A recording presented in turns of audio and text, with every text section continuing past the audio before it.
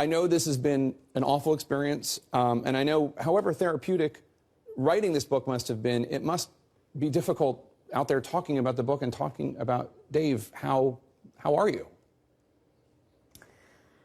I'm okay.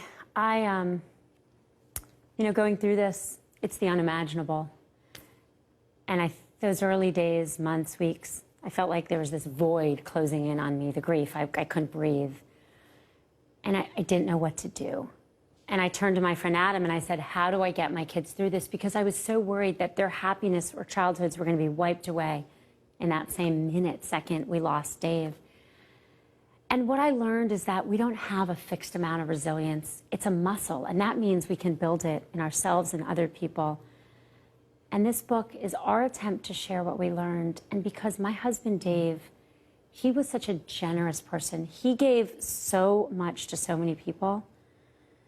As much as it is sometimes hard to talk to him, I think if this book helps anyone who's facing any kind of hardship, I feel that it honors the life he led.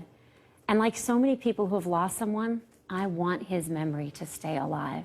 Right, there's the Jewish saying, may his memory be a blessing. Mm-hmm. And you, I think, achieved that in this book. Let me read one excerpt. You write a bit about your kids because, as you note, it's not just your grief, it's you have two children. And you write about it in the intro of the book, and then later in the book you talk about when you actually sat them down, when you came back from vacation. They did not know. I'm just going to read a little bit of this. With my father's strong arm around my shoulders, trying to protect me as he always has, I found the courage to speak. You're speaking to your two children. I have terrible news. Terrible. Daddy died. The screaming and crying that followed haunt me to this day. Primal screams and cries that echoed the ones in my heart. Nothing has come close to the pain of this moment. Even now when my mind wanders back, I shake and my throat constricts. You write that your biggest fear is that your children will never have a happy childhood. It's been 2 years. Does that remain your biggest fear? Kids are resilient. My kids are resilient, and my kids have faced horrible trauma. There are so many kids in this country growing up in poverty, facing very, very hard challenges.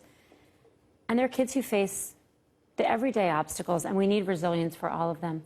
So many people who had lost parents when they were young children told me that they were okay. Early on, a friend of mine who had never known his father died when he was young said, my father died when I was 4. And I said, oh, good. And then I said, oh, my God, I don't mean that. Right. Of course I don't mean that. But I never knew his father died, and he is a loving husband, wonderful colleague at work, and he gave me hope. Not that I would wish that on anyone. My kids have perspective. I wouldn't wish it on anyone, but they have it. Just the other day, my son's basketball team lost the playoffs. And all the other little kids were pretty upset, and some of the little boys were crying. And I looked at my son, I said, are you okay? He goes, Mom, this is 6th grade basketball. I'm fine. But they're strong. They've been through something hard, and they still laugh, and they still play.